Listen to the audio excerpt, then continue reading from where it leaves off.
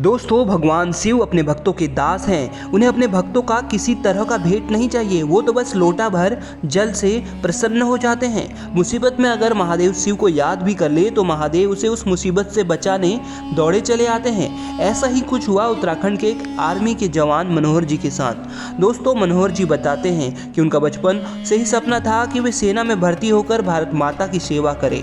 अपने इस सपने को पूरा करने के लिए उन्होंने दिन रात मेहनत करी और उसी का फल था कि उनका भारतीय सेना में सिलेक्शन हो गया।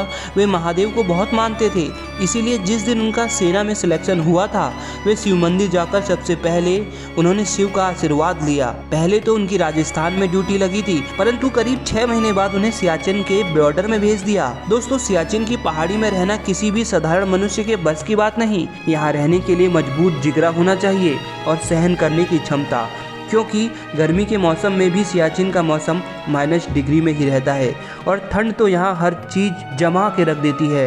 परंतु सियाचिन की पहाड़ियों में कई देशों की सीमाएं लगती है, इसीलिए यहाँ पहरा देना बहुत ज़रूरी है, क्योंकि आए दिन यहाँ पर अक्सर घुसपैठ होती रहती है। मनोहर जी की 14 आर्मी जवानों की टुकड़ी थी। एक दिन मनोहर जी के टीम को सूचित किया गया कि पाकिस्तान से 5 घुसपैठी आने की आशंका है, इसीलिए चौकसी भी बढ़ा दी गई। और यह तो सिर्फ आशंका थी, घुसपैठियाँ ज़्यादा भी हो सकते थे। इसीलिए मनोहर जी की टीम ने अपने को 2 भागों में बांटा, जिसमें एक टीम दिन में पहरा देती तो एक टीम रात में।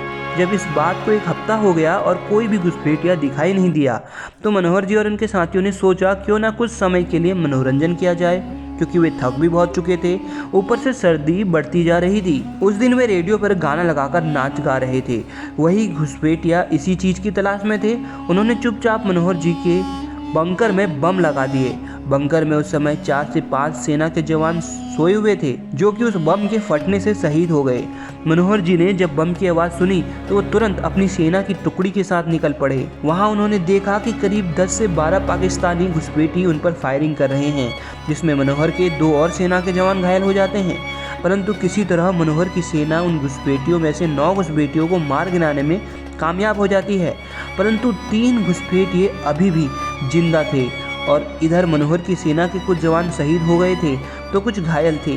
मनोहर ने किसी तरह कर उन घायल सैनिकों को सुरक्षित स्थान पर रखा और फिर चल पड़े अकेले ही उन 3 घुसपैठियों से लड़ने, जिसमें से एक घुसपैठियों को तो उन्होंने घायल कर दिया, पर एक गोली उनके बाएं हाथ में लग गई और कई गोलियों के छर्रे उनके शरीर में घुस गई। उनकी आंखों में अंधेरा छाने लगा। वे देख रहे थे कि वे 2 घुसपैठिए बंदूक हाथों में लिए उनकी तरफ आ रहे थे। मनोहर जानते थे कि मौत अब करीब है और वो कुछ नहीं कर सकते थे, इसलिए उन्होंने लास्ट समय पर महादेव शिव को याद किया और बोले, हे भोलेनाथ रक्षा करो।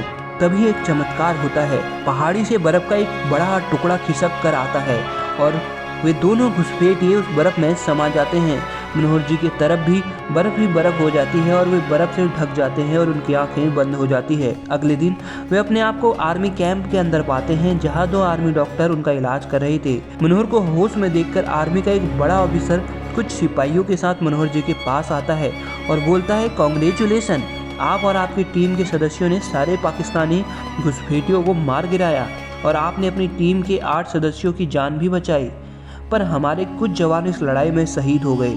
हमें उन पर गर्व है। इसके बाद वे ऑफिसर बताते हैं कि आप तो बहुत ज़्यादा जख्मी हो चुके थे, बचने की उम्मीद भी नहीं लग रही थी। आपको पता है आप यहाँ 3 दिन से बेहोश हो। ये कोई चमत्कार ही है जो आप इस खतरनाक स्थिति से बच निकले। मनोहर जी जानते थे वह चमत्कार भगवान शिव की वजह से ही संभव हो पाया।